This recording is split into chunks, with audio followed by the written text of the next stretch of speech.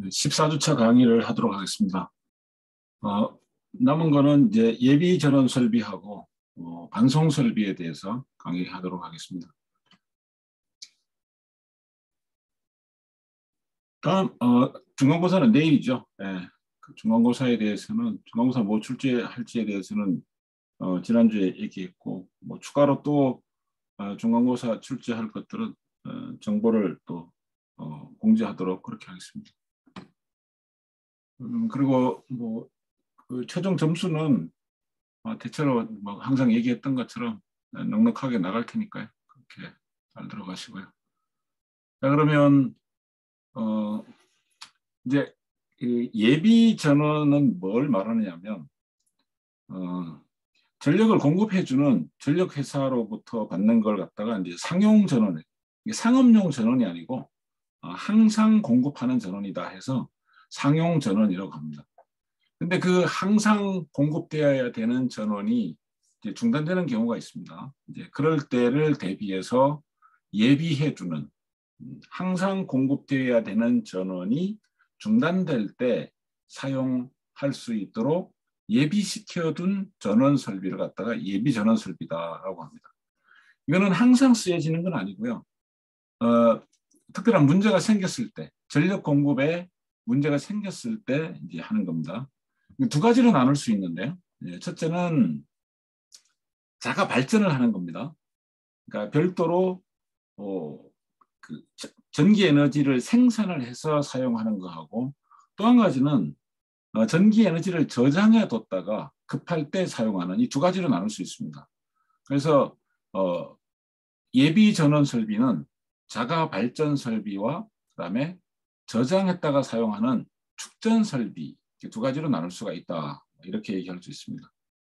또 소방법이나 이제 건축법에서는 어떤 이런 긴급한 사고가 났을 때, 화재나 지진 이런 것들이 났을 때, 그때 이제 이제 화재가 나거나 어떤 지진이 나거나 천재지변이 발생했을 때는 전원 공급이 이제 끊어지게 됩니다. 그런데 그럴 때도 전기가 필요하죠. 왜냐하면 대피로를 이렇게 알려주는 그런 조명이라든지, 그다음에 어떤 문제, 화재가 나거나 또는 이런 것들에 대해서 대응하는, 피해가 더 커지지 않도록 대응하는 이런 시설들이 전기 에너지를 필요로 하기 때문에요. 그럴 때도 그런 긴급할 때 사람을 이제 사람과 시설물을 보호할 수 있도록 하는 그런 장비를 위한 이제 전원, 그것도 다 전기 에너지를 써야 되니까 그런 경우에도 예비 전원이 사용이 되는데, 이런 것들은 이제 법적으로 의무화시키고 있습니다. 자, 그래서 예비 전원 설비에 대해서 이제 자가 발전 설비가 있고 직류 전원이라고 하는 것이 배터리를 말하는 겁니다. 축전지, 축전지인데 이제 기본적으로 이거는 이제 정유기하고 축전 설비로 구성된다 이렇게 되고 있죠. 이게 이제 정유라고 하는 것은 교류를 직류로 바꿔주는 그런 걸 얘기하는 겁니다. 전지는 그 직류 전원은 직류 전기죠. 우리가 일반적으로 사용하는 한전에서 주는 이제 전기는 교류 전기이기 때문에 교류하고 이제 직류하고는 또 이제 다르기 때문에 이런 것들이 사용될 수 있도록 하는 그런 설비가 필요합니다. 자가 발전 설비는 이제 발전기가 이제 어떤 거냐, 발전기가 어떤 거냐. 옛날에는 발전기 또는 발동기 이렇게 많이 했는데요. 내연기관을 사용하는 경우, 내연기관 또는 가스터빈 이런 거에 의해서 발전기를 이제 구동하죠. 발전기는 운동 에너지를 가지고 전기 에너지를 생산하는 이런 거잖아요. 그죠? 이제 전동 모터는 전기 에너지를 가지고 운동 에너지를 발생하는 그런 설비고, 발전기는 바로 운동 에너지를 발생시키기 위해서는 저런 내연기관, 가스터빈 이런 것들이 운동을 시키죠. 뭐 물리학에서는 이제 병진 운동을 시켜서 병진 운동이 회전 운동으로 바뀌도록 내연기관은 보통 그렇게 되고요. 가스터빈 같은 경우는 힘에 의해서 바로 회전 운동이 발생하는 거죠. 회전 운동. 운동은 뭐 병진 운동, 회전 운동, 유책 운동 뭐 이런 세 가지로 크게 나눌 수 있는데 내연기관 그 가솔린이나 또는 디젤 같은 이런 것들은 병진 운동을 발생을 시킵니다. 병진 운동 왔다 갔다 아래 위로 왔다 갔다 좌우로 왔다 갔다 이건 이제 직선으로 하는 그런 운동 갖다가 병진 운동이라고 하는데요. 병진 운동을 갖다가 이제 회전 운동으로 바꾸죠. 연기가. 그래서 그 회전 운동에 의해서 발전기가 돌아가도록 회전 운동을 발생시켜서 발전기가 돌아가도록 해서 전기 에너지를 생산시키는 그런 겁니다.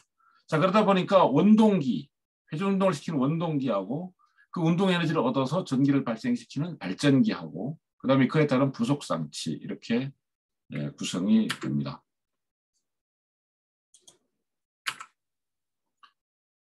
그다음에 이제 세 번째로 무정전 전원 설비가 있다는 UPS라고 하죠. Uninterruptible Power Supply System이라고 부르고요. 정유기, 인버터, 축전지, 절전지. 사실 이것도 이제 축전지의 한 종류라고 그렇게 할 수가 있습니다. 자, 예비 전원 설비는 건축법에 의한 이제 건축법에 의해서 건축법에 이제 규정이 되어 있는 법규 건축법에 이제 예비 전원 설비는 반드시 갖추라고 이렇게 하고 있습니다. 예비 전원이 어디에 필요하냐? 은행 같은 경우, 은행 전산실 이런 것들은 엘리베이터 이런 것들은 항상 있어야 되죠. 백화점 공장, 병원, 극장 또는 중개소, 방송국, 신문사. 그다음에 예비 전원이 이래 필요한 것들은 상용 전원 공급받을 수 없는 곳에서도 예비 전원으로 합니다. 등대 또는 뭐 외딴 섬에 있는 어떤 그런 무슨 시설물 그런 겁니다. 자, 이런 것들은 모두 뭐 예비 전원이 꼭 필요한 것들은 단 한순간이라도 전기 공급이 멈춰서는 안 되는 것들 이렇게 생각을 하면 됩니다. 자, 그런데 이런 것들을 이제 설비하기 위해서는 반드시 적정한 용량 또 알맞은 방식 이런 것들이 이제 그런 것들을 설정을 해야 되고 그러기 위해서는 사용 시간, 부하의 설치 목적 이런 것들을 다 고려해서 해야지 됩니다. 그래서 이제 우리 그 법적으로는 방제 설비 부하, 그다음에 보안용 부하, 또 사업 활동상 필요한 부하 이런 것들이 다 정해져 있고 그거에 따라서 어떤 설비를 갖추도록 이렇게 규정을 하고 있습니다. 소방법에 따라서 설치하는 예비 전원 설비들을 이제 표 10-1에 소개되고 있습니다. 옥내 소화전 설비, 스프링클러 설비, 그리고 이런 것들은 옆에 이제 사용 시간들이 다 나와 있죠. 20분은 사용될 수 있도록 물 분무 소화 설비, 포말 소화 설비, 비상 콘센트 설비, 자동 화재 탐지 설비, 유도등 설비, 비상 경보 설비 이런 것들이 다 20분 또는 10분으로 사용할 수 있는 그러니까 저 정도는 사용돼야 된다. 예비 전원에 의해서 저 시간 는 사용될 수 있도록 해야 됩니다. 건축법에 규정된 예비 전원 설비는 비상용 조명 설비하고 자동 방화 셔터, 그다음에 배연 설비, 연기를 이제 빼내는 연기로부터 이번에 대구에서 화재로 인해서 사망자들이 다 연기에 의해서 사망한 거죠. 6명인가 그 변호사 사무실에 사망한 사람들. 비상용 승강기는 이제 2시간 작동할 수 있는 그런 전원이어야 합니다. 자, 그래서 이와 같이 이 소방법과 건축법에서는 예비 전원 설비에 대해서 규정하고 그것들이 작동할 수 있는 시간을 이제 규정하고 또 그에 따르는 전원 전기 설비를 갖추도록 이렇게 하고 있기 때문에 이러한 것들은 반드시 이렇게 갖추어야 되는 그런 전원 설비라고 할 수가 있습니다. 자, 그럼 구체적으로 자가 발전 설비는 를 보도록 하겠습니다. 발전기는 바로 전기 공급이 뭐 곧바로 되지 않고 기동, 그러니까 시동을 발전기가 전기 생산을 시작하는데 어느 정도 시간을 필요로 합니다. 그래서 이제 두 가지를 같이 쓸 수도 있다는 거죠. 축전지로 불을 밝힌 다음에 축전지로 먼저 전기 에너지를 사용한 후에 발전기가 일정 시간이 지나서 전기 생산을 개시하면 다시 발전기 출력으로 대체하는 이런 방식을 사용을 합니다. 자, 발전기 종류에는 디젤 발전기, 가스터빈 발전기 뭐 이런 것들이 있습니다. 그래서 디젤 발전기가 주로 사용되지만은 요즘은 이제 가스터빈 발전기 사용이 증가하고 있는 추세입니다. 자가 발전 장치의 사용 목적에 따른 분류를 보면 비상용 발전기가 있고 상용 발전기가 있고 열병합 발전기, 피크컷 발전기가 있습니다. 엔진 구동력에서는 가솔린, 디젤, 가스터빈, 그 운동 에너지를 뭐 어떤 걸로 발생시키느냐에 따라서 이렇게 구분한다는 거죠. 설치하는 방식에 따라서는 고정식과 이동식으로 나눌 수가 있습니다. 회전수에 따라서는 고속형, RPM이 1200 이상이 되면 고속형이고요. 이건 이제 진동이 좀 크고 소음이 있다는 거죠. 저속형은 900 RPM 이하인 자가 발전기인데 이런 발전기는 소음하고 진동이 이제 적고 전압 안정도도 좋지만은 가격이 비싸고 설치 면적이 넓어진다는 그런 것이 있습니다. 발전기의 전격을 어떻게 뭘 갖고 따지냐? 전격 출력, 전격 전압, 전격 주파수, 뭐 상수와 선수, 역률, 연속 전격, 회전 속도, 절연 종류 이런 것들로 발전기의 전격과 성능을 결정합니다. 발전기의 성능을 이제 규정할 때 발전기의 그 역률은 80% 이상으로 해야 되고요. 과전류 내력은 전격 전류의 어떤 150%가 15초 흘러도 이상이 없어야 됩니다. 과전류에 대한 어떤 견디는 힘을 말하는 거죠. 발전기는 단락 전류에 견딘 후 다시 사용해도 지장이 없어야 되고요. 또 과속도 내력은 무과식 전격 속도의 110%로 2분간 운전해도 기계적으로 이상이 없어야 된다. 그 이제 회전 운동을 하는데 그 회전 운동의 속도가 과도하게 높아져도 특히 이제 120%로 2분간 속도가 비정상적으로 빨리 돌아도 기계적으로 문제가 없는 이제 그런 발전기가 된다는 거죠. 발전기 단자 간 전압 파형의 외형률, 이제 이 전압 파형이 이제 찌그러지는 그런 걸 말하는 거죠. 이거는 10%를 넘지 말아야 된다. 전압 변동 특성은 종합적으로 전압 변동률은 2.5%를 넘어야지 되고 비상 발전기 경우는 플러스 마이너스 3.5% 정도로 이렇게 제한을 합니다. 최대 전압 강화 특성은 최대 전압 강화율이 30% 이내로 하고 2초 이내에 최종 정상 전압의 3% 이내로 복귀를 해야 됩니다. 2초 이내에 정상 전압, 오차율이 여러분 자동제어 그 과도응답 곡선 생각하시면 됩니다. 자동제어의 과도응답 곡선 있죠. 처음에 시작할 때 과도응답 상태가 쫙 갔다가 나중에 이제 정상 상태로 갔을 때 정상 상태에서 이제 오차가 발생하죠. 그래서 그 오차 3% 이내, 오차 3% 이내 그 상태로 들어가야 된다. 발전기는 15%의 불평형 부하도 견뎌내야 된다. 그다음에 전격 회전 속도에서 단자 전압이 5% 이내에서 이렇게 막 변화를 해도 사용상 지장이 없어야 됩니다.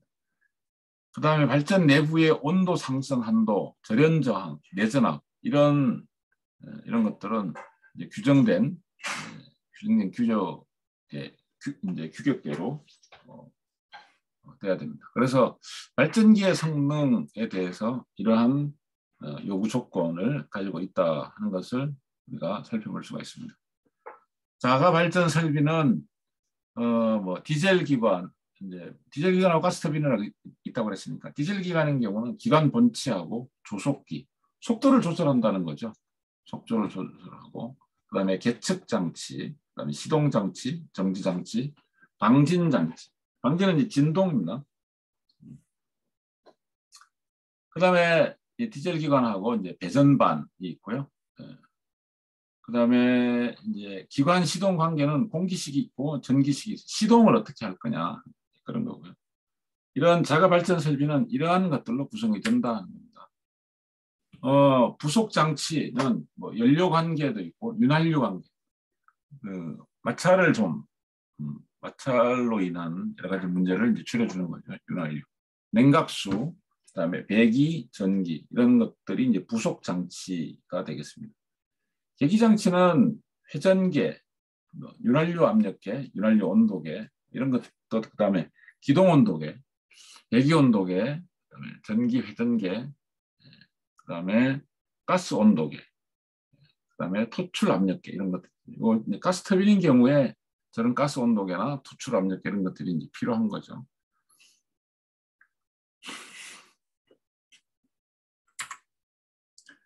자, 내연기관은 이제 발전 활동을 위한 내연기관은 디젤 기관은 단동 2사이클 또는 4사이클 또는 2사이클의 디젤 기관으로 하고 가스터빈은 단순 개방 사이클 가스터빈으로 해야 된다 하는 거죠. 자동차 뭐 디젤 기관이 자동차 배 이런 데도 많이 들어가죠. 배는 거의 그 옛날에는 다 디젤이었습니다. 근데 요즘은 이제 배도 친환경 해가지고 친환경 연료를 쓰는 그런 배가 나오고 있는 중이죠. 내연기관, 그래서 디젤 기관하고 가스터빈이 이제 많이 쓰여진다.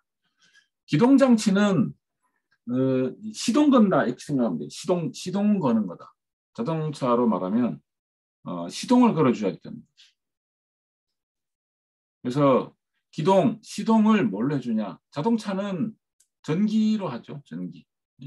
배터리가 그 전기 배터리가 우리가 뭐 키를 넣어서 넣어주면은 그 자동차의 엔진이 폭발을 일으키도록 그 이제 뭐 우리가 뭐 LPG나 휘발유 같은 경우는 폭발 행정이다 이렇게 말하잖아요.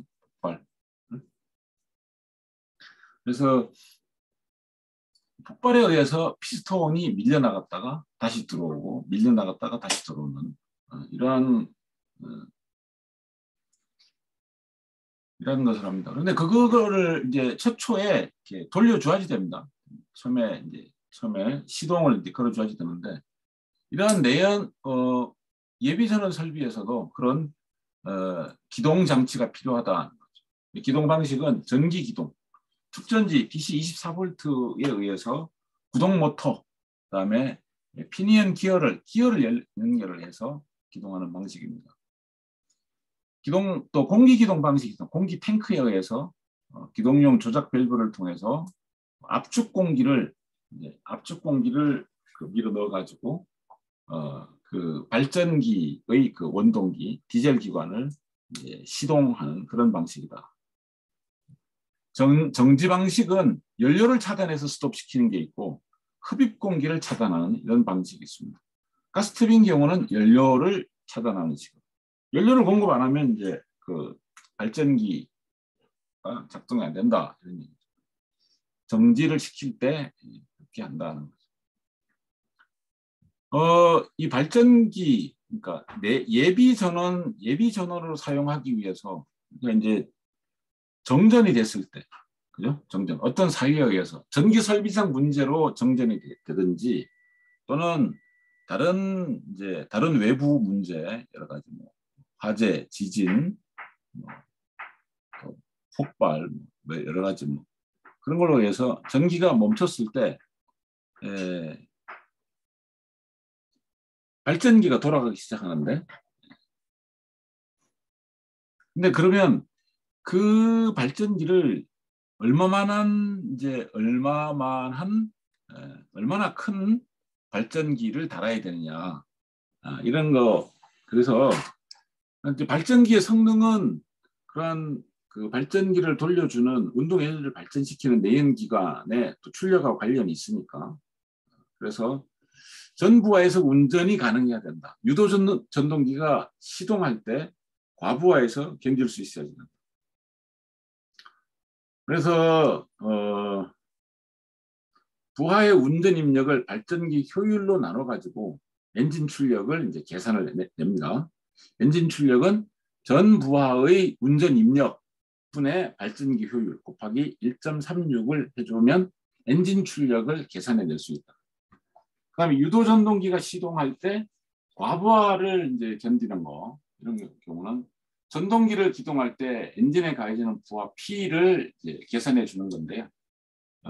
이미 운전 중에 있는 초기 부하에다가 전동기의 기동과 코사인 세타, 그러니까 전동기 기동 전류의 역률이죠. 그걸 더해주고 그거를 다시 전동기 기동 시의 발전기 효율로 나눠준 다음에 1.36을 해주면 내연기관의 출력을 계산해낼 수가 있다. 이런 기준을 가지고 예비전원 자가 발전기를 돌리는 원동기, 그 원동기의 출력을 결정할 수가 있다 하는 거죠. 그다음에 이제 그 원동기가 아니고 이제는 원동기에 의해 돌아가는 발전기의 용량 산정. 이거는 이제 일반 부하에 해당하는 시가하고 소방용 비상 부하에 해당하는 식이 이제 서로 다릅니다. 소방용 발전기는 용량을 어떻게 계산할 거냐 이거 하고, 일반적으로 정전됐을 때 일반 부하 전기를 사용하는 일반 부하에 들어가는 발전기는 어떻게 할 건가, 이거 계산하는 것이 좀 다르다는 거죠. 자, 일반 부하의 발전기 용량 산정 방법은 이제 뭐 공장이나 창고에 이제 적용하는 경우인데, 이제 여기 1번, 2번 그죠? 발전기에 걸리는 부하의 합계로부터 구합니다. 그래서 발전 용량을 뭘로 하느냐? 부하 설비 합계 곱하기 수용률 곱하기 여유율, 이렇게 해서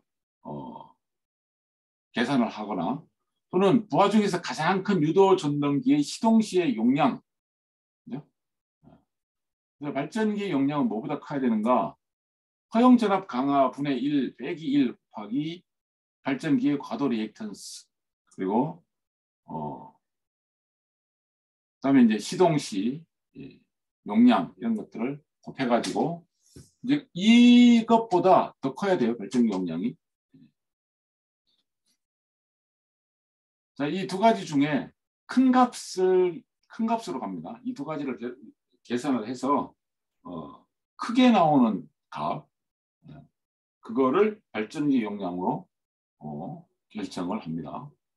그다음에 소방용 비상부하에 해당하는 발전기 용량 산정 방법은 세 가지입니다. 전격 운전 상태에서 부하 설비에 급전하는 데 필요한 용량, 그다음에 부하 중에서 최대의 기동을 가지는 전동기를 기동할 때 허용 전압 강화를 고려한 용량, 그다음에 부하 중의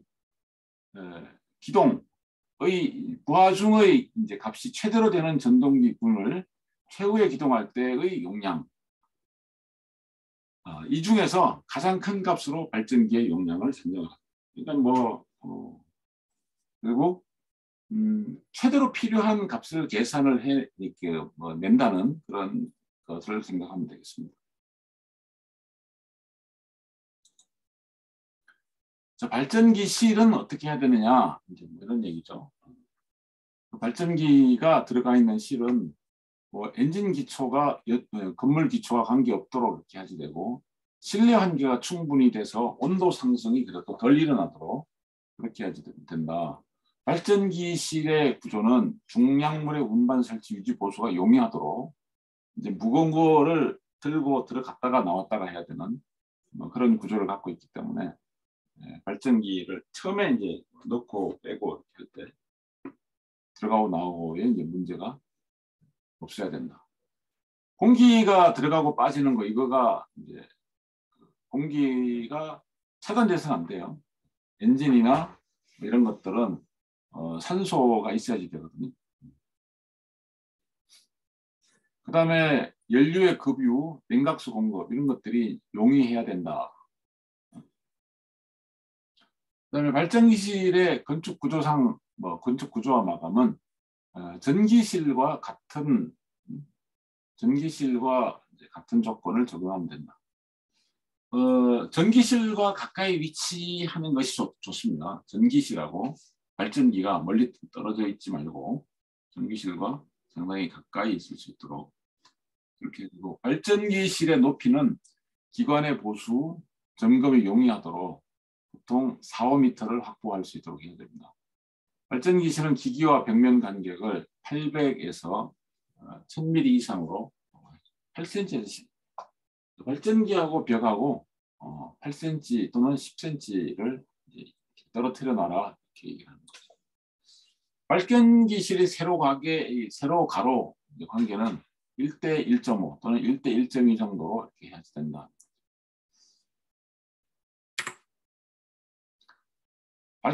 발전기실의 기초는 자중과 자체의 무게와 기관 운동으로 인한 발전기를 위해서 이제 두 개가 돌아가는 거죠. 원동기가 돌아가고 그 회전에 의해서 발전기가 돌아가고 두 가지가 이제 돌아갑니다. 그래서 이제 원동기와 발전기의 무게 그리고 그로 인한 진동 이런 것들을 충분히 견딜 수 있도록 그렇게 하게 됩니다. 그 얘기를 하는 거죠. 그다음에 견고하게 이제 기초 볼트로 아주 강도가 충분한 걸로 고정을 잘 시켜야 됩니다. 상용 전원과 발전기 전원의 절환은 이게 이제 전원을 말해요. 상용 전원 쓰다가 발전기 전원 쓰고, 발전기 전원 쓰다가 상용 전원 쓰고, 이런 거죠. 그래서 상용 전원과 예비 전원은 병렬 운전하면 안 됩니다. 같이 이렇게 사용할 수가 없다 하는 거죠.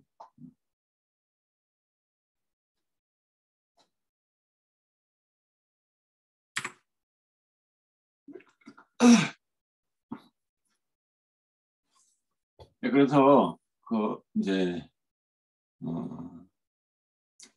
우리가 두 개가 다 이제 연결되지 않고요.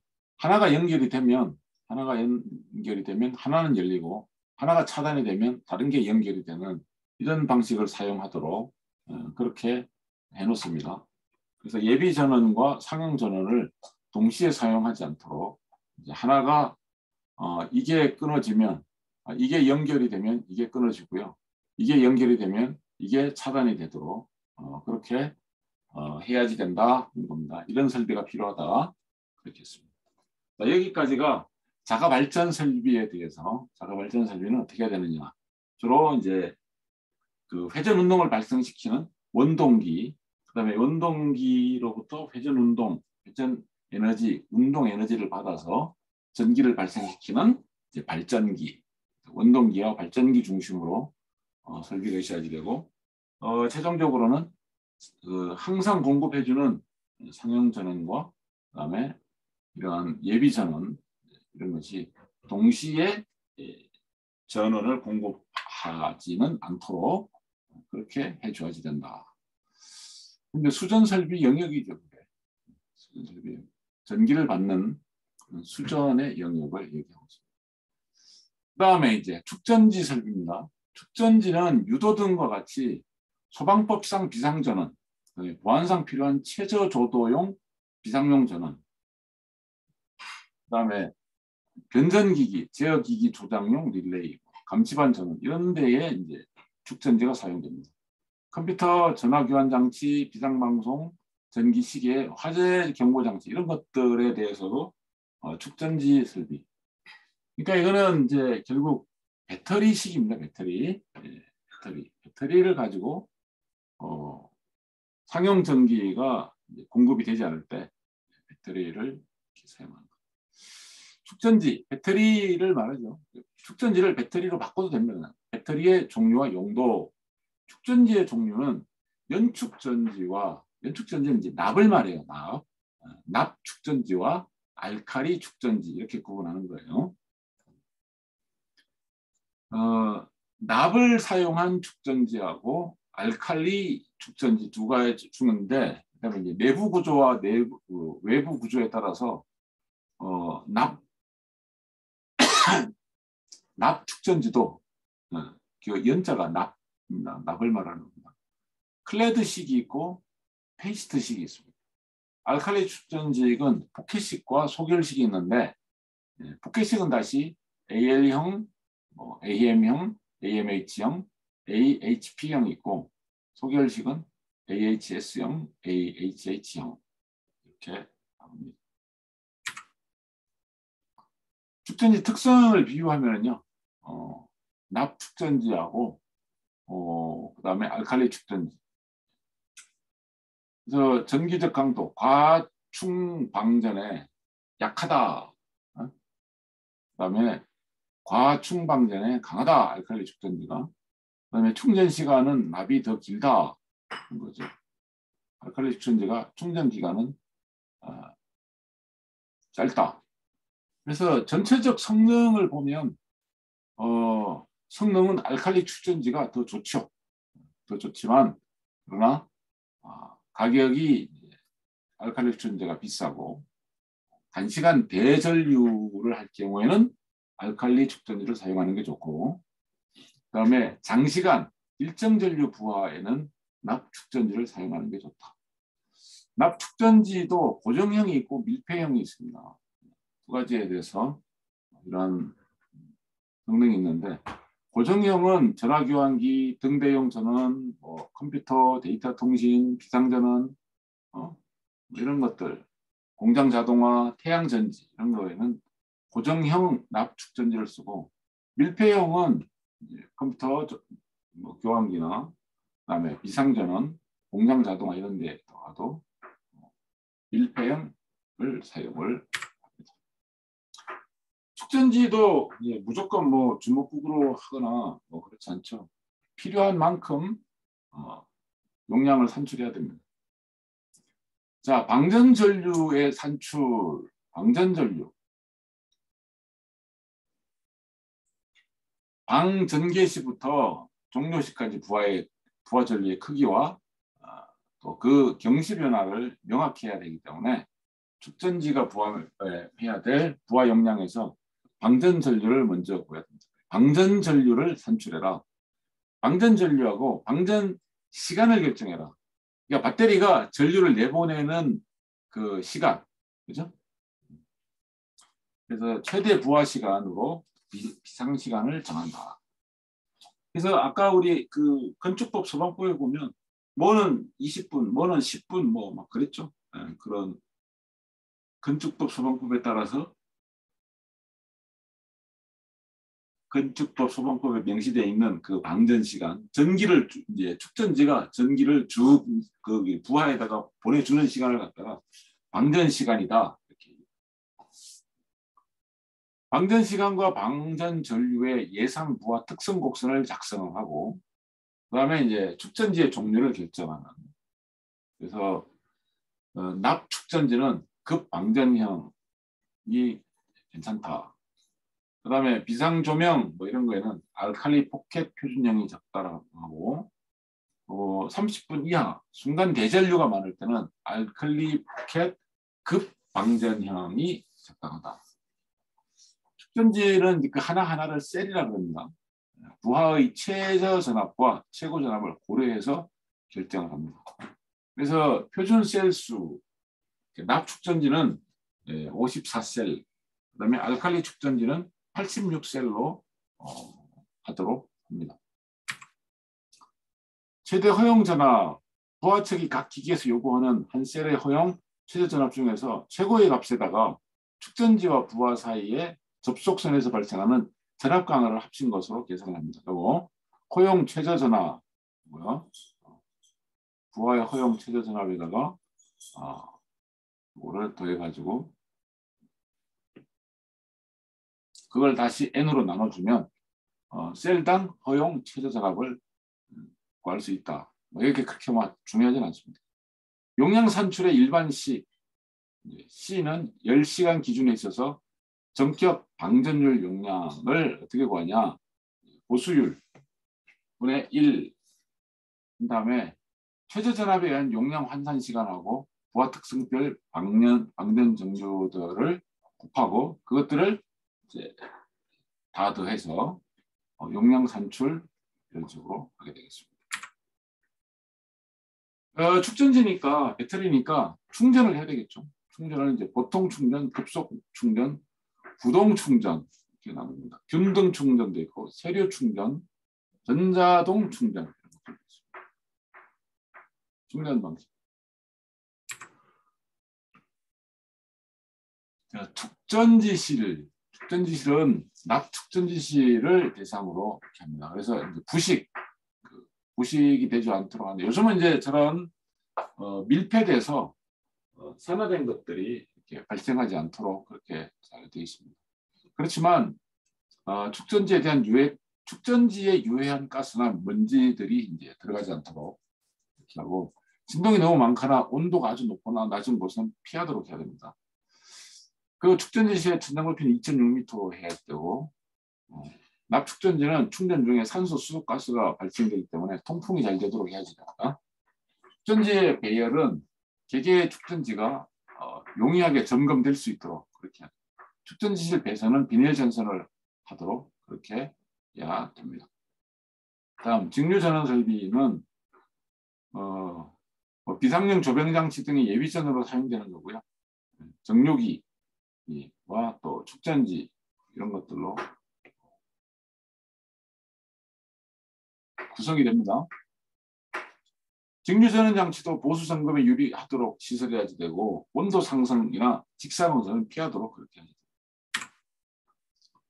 정류기는 교류 전원을 직류 전원으로 전환하는 장치를 말합니다. 그래서 단상 반파 정류가 있고 단상 전파 정류가 있고 삼상 반파 정류, 삼상 전파 정류가 있습니다.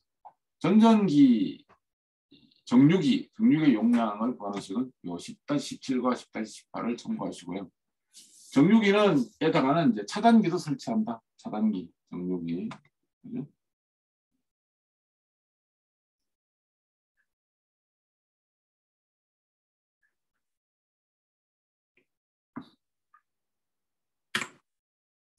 자, 그럼 무정전 전원 장치.